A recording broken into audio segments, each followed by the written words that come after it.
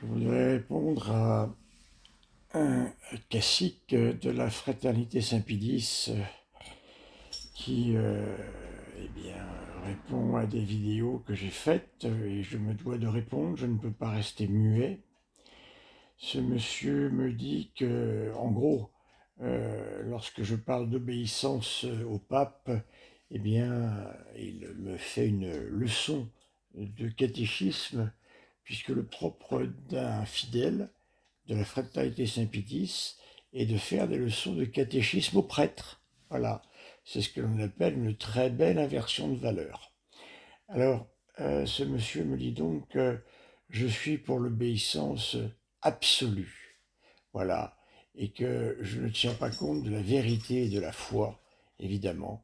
Quand on lit Jean-Paul II, on se rend compte qu'il va contre la foi et la vérité, nous dit-il, et donc on ne doit pas obéir.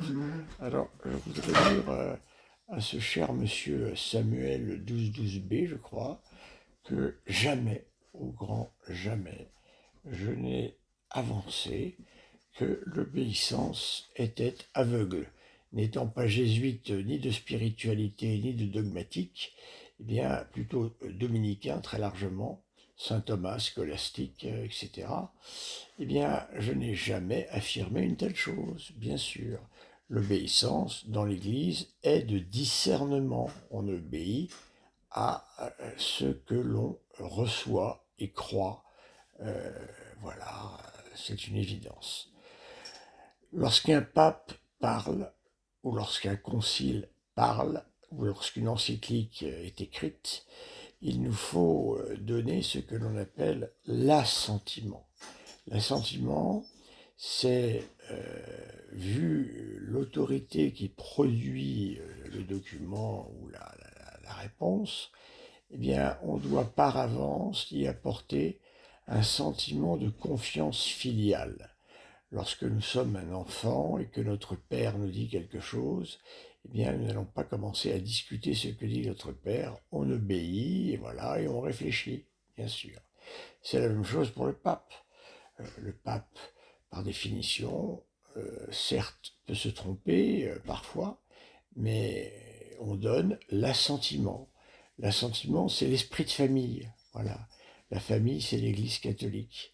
Donc on a l'esprit de famille et on donne son assentiment.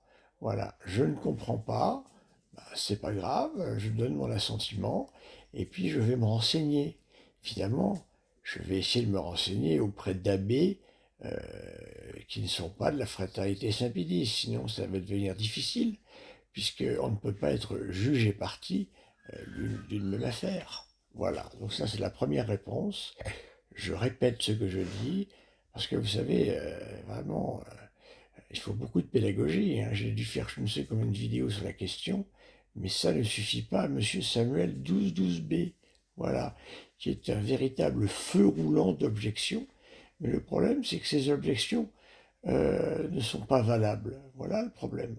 Je demande à monsieur d'ailleurs Samuel 1212B, euh, s'il voulait bien, je veux bien, comme les prêtres de la fraternité Saint-Pédis ne veulent pas faire de débat public. Par contre, ça ne gêne pas, dans la porte latine, euh, le théologien de la fraternité Saint-Pédis de faire des vidéos. Vous voyez, alors lui, il peut, il n'y a pas de problème. Mais nous, si nous répondons, nous allons dans un endroit absolument ignoble qui s'appelle les réseaux sociaux, voilà, où il y a des gens qui comprennent rien. Voilà, pas du tout. Voilà, hein. Donc je répète que malheureusement, la porte latine, vous la trouvez sur Internet. Voilà. Et leurs théologiens ne se gênent pas pour faire je ne sais combien de commentaires complètement à côté de la plaque, malheureusement. Alors ça, c'était la première partie. Voilà, donc obéissance certainement pas absolue, obéissance raisonnable, obéissance raisonnée, voilà, et pas autre chose, bien sûr. On doit obéir non pas comme un cadavre, mais on doit obéir avec nos facultés. Par contre, assentiment. Je vous invite, mon cher monsieur, à aller vérifier ce qu'est l'assentiment. Voilà. Deuxièmement, ce monsieur nous dit, évidemment, avec une théologie extrêmement datée, des années 80, disons un peu moins peut-être, il nous parle des ambiguïtés du Concile Vatican II. Alors, il faut savoir que les conciles, bien souvent, sont des textes de compromis. Je n'ai pas dit de compromission, attention, hein, de compromis. Qu'est-ce que c'est qu'un compromis? Ça veut dire que dans l'Église, il peut y avoir plusieurs positions théologiques, orthodoxes, l'une et l'autre. Voilà. Duns Scott et saint Thomas d'Aquin sont deux écoles pareillement, voyez-vous, saint Bonaventure et saint Thomas d'Aquin, voilà. Ils n'écrivent pas pareil, ils ne pensent pas pareil, et pourtant tous les deux sont catholiques. Voilà. Donc on est plus attaché à l'un ou à l'autre, tout dépend. Eh bien, mon cher monsieur, je vais vous donner une réponse extrêmement simple. Si vous voyez des ambiguïtés dans le Concile Vatican II, alors attention, entendons-nous bien, parce qu'évidemment, il va y avoir une surenchère de ce terme. Qu'est-ce que c'est que une ambiguïté pour lui? C'est une phrase un peu longue dans laquelle, si l'on n'a pas l'esprit catholique, bien évidemment, on peut être amené à mal comprendre. Mais n'oublions pas que tous les textes d'Église appellent la foi catholique et appellent la confiance pour essayer de les comprendre avant de les critiquer. Voilà.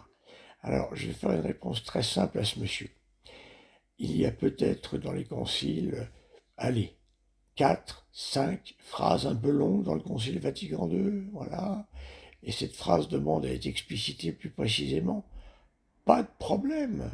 Il existe dans la sainte tradition de l'Église, eh bien, une réponse qui engage l'Église, et cette réponse, elle, relève de l'infaillibilité. Voilà, mon cher Samuel 212b. Si vous refusez cette réponse, vous êtes en dehors de l'Église. Je n'y peux rien, ce n'est pas moi qui fais les règles. Alors vous vous obstinez à lutter contre Jean-Paul II, à lutter contre ce grand pape que fut Jean-Paul II, avec ces encycliques qui étaient, je me souviens à l'époque, je ne sais pas quel âge vous avez, mais moi j'étais séminariste, ou j'étais jeune prêtre, je me souviens du ballon d'oxygène qu'ont été ces encycliques. C'est extraordinaire, il a fait l'encyclique pour distinguer péché mortel, péché véniel. Et c'était pas l'époque à penser à ça, je vous assure, mon cher monsieur. Alors bref, mon cher Samuel 12b, je vous vois très emprunté dans la lecture du Concile Vatican II, que je ne conseille à personne. Le Concile Vatican II, c'est fait pour les théologiens ou des historiens du dogme. Moi, je vous conseille le document qui a tranché définitivement les questions et qui relève, lui, de l'infaillibilité. Il serait très intéressant, monsieur Samuel 12b, de nous expliquer si vous êtes pour ou contre le catéchisme. Parce qu'il faut être très clair. Si vous refusez le catéchisme de l'Église catholique, qui est une perle enchâssée dans l'Église, eh bien, vous refusez l'Église catholique également.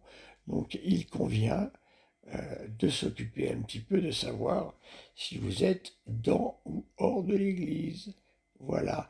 Et je dis ça, bien sûr, avec grande charité, car si je ne parlais pas de vous, c'est que je n'en aurais rien à faire de vous.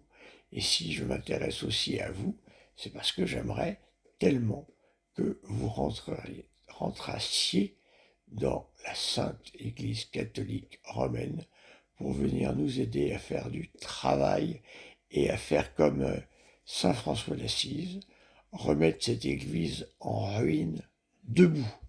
Voilà. Mais tant que vous restez dans vos tranchées, qui sont les prieurés, nous n'en sortirons pas. Il faut venir nous aider de l'intérieur. Voilà ce que je fais depuis 30 ans. Merci, monsieur.